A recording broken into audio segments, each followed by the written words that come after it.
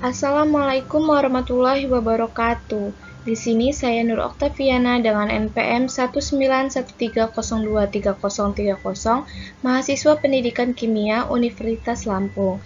Di sini saya akan menjelaskan materi mengenai KD 3.2 pada mata pelajaran Kimia kelas 12, yaitu membedakan sifat koligatif larutan elektrolit dan non-elektrolit untuk memenuhi ujian tengah semester pada mata kuliah pembelajaran berbasis teknologi informasi dan komunikasi. Selamat menyaksikan. Baik, pertama-tama di sini saya akan menjelaskan terlebih dahulu apa itu sifat koligatif larutan. Jadi, sifat koligatif larutan itu ialah suatu sifat larutan yang tergantung pada jumlah partikel zat larut dan tidak tergantung pada sifat zat larut tersebut. Untuk istilah koligatif sendiri berasal dari bahasa Latin yaitu colligare yang memiliki arti bergabung bersama. Terdapat 4 macam sifat koligatif, yaitu yang pertama penurunan tekanan uap larutan jenuh, kedua penurunan titik beku, ketiga ialah kenaikan titik didih, dan keempat ialah tekanan osmotik. Di layar sudah saya tampilkan berupa gambar pemanasan air atau memasak air merupakan salah satu contoh dari sifat koligatif larutan. Baik, dari penjelasan sifat koligatif larutan yang saya jelaskan tadi, apakah kalian tahu air murni termasuk ke dalam larutan atau tidak? Ya, jadi air murni bukanlah termasuk ke dalam jenis larutan. Suatu larutan terbentuk apabila terdapat zat larut di dalam zat pelarut. Sebagai contoh, apabila ke dalam air murni dimasukkan 1 sendok gula, maka air murni tersebut berubah menjadi larutan gula. Air murni berperan sebagai pelarut dan gula berperan sebagai zat telarut. Secara garis besar, senyawa dapat dikelompokkan menjadi 2 golongan. Yang pertama ialah senyawa elektrolit dan kedua ialah senyawa non-elektrolit. Apabila suatu senyawa non-elektrolit ditambahkan ke dalam air, maka akan terjadi peristiwa pelarutan. Sebagai contoh, seperti animasi yang saya tayangkan, ketika gula yang merupakan senyawa non-elektrolit dicampurkan ke dalam air, maka akan mengalami pelarutan. Pada proses pelarutan, partikel-partikel gula akan menjauh satu sama lain dan bercampur dengan molekul air. Hasil dari pencampuran yang terjadi disebut sebagai larutan gula. Proses pelarutan gula akan berbeda dengan pelarutan garam dapur. Garam dapur termasuk ke dalam larutan elektrolit. Apabila garam dapur dilarutkan ke dalam air, maka akan terjadi peristiwa ionisasi yang memiliki reaksi yaitu NaCl sulfur ditambah dengan H2O liquid menjadi Na+ aquos plus Cl- aquos. Dari reaksi yang saya jelaskan tadi, terlihat bahwa jika sebuah senyawa NaCl dilarutkan ke dalam air, maka akan dihasilkan sebuah partikel Na+ dan sebuah partikel Cl-. Dengan demikian, kita mendapati bahwa jumlah total partikel yang terlarutnya menjadi 2 partikel.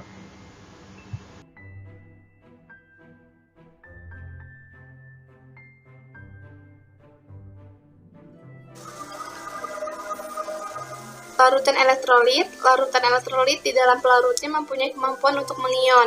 Hal ini mengakibatkan larutan elektrolit mempunyai jumlah partikel yang lebih banyak daripada larutan non-elektrolit pada konsentrasi yang sama. Selanjutnya, larutan elektrolit terbagi menjadi 2, kuat dan lemah. Pada larutan elektrolit kuat, larutan yang mengalami ionisasi yang sempurna sehingga mempunyai nilai derajat ionisasi sama dengan 1. Sedangkan pada larutan elektrolit lemah, yaitu larutan elektrolit jenis ini mempunyai jenis yang dapat menghantarkan arus listrik namun secara lemah. Larutan elektrolit dipengaruhi oleh faktor Van Hoff yang memiliki rumus untuk elektrolit lemah adalah I sama dengan 1 plus N dikurang 1 dikali A. Untuk elektrolit kuat ialah I sama dengan N. Dengan N ialah jumlah ion dan A derajat ionisasi. Dan dapat kalian lihat di sebelah kanan terdapat bentuk molekul NaCl yang mengion pada H2O.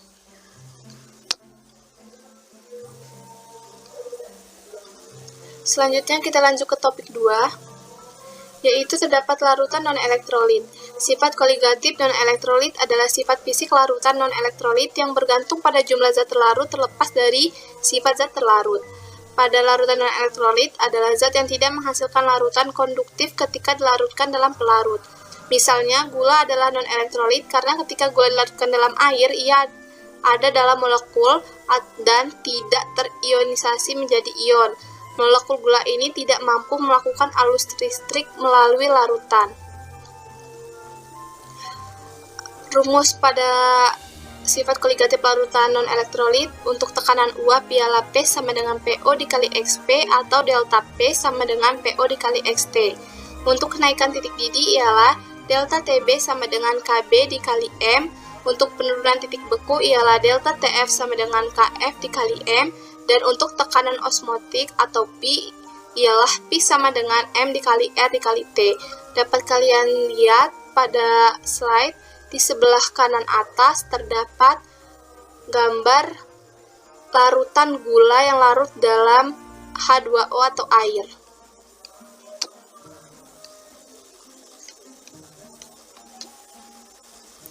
Selanjutnya terdapat kesimpulan, yaitu sifat koligatif merupakan suatu sifat yang terdapat pada larutan di mana sifat tersebut tidak bergantung terhadap jenis-jenis zat, larut, atau komponen larutan yang lain. Larutan garam dapur atau NaCl merupakan larutan elektrolit, sedangkan larutan gula merupakan larutan non-elektrolit.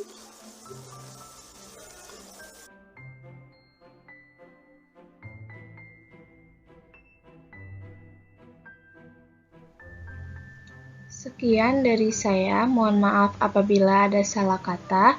Saya akhiri, terima kasih. Wassalamualaikum warahmatullahi wabarakatuh.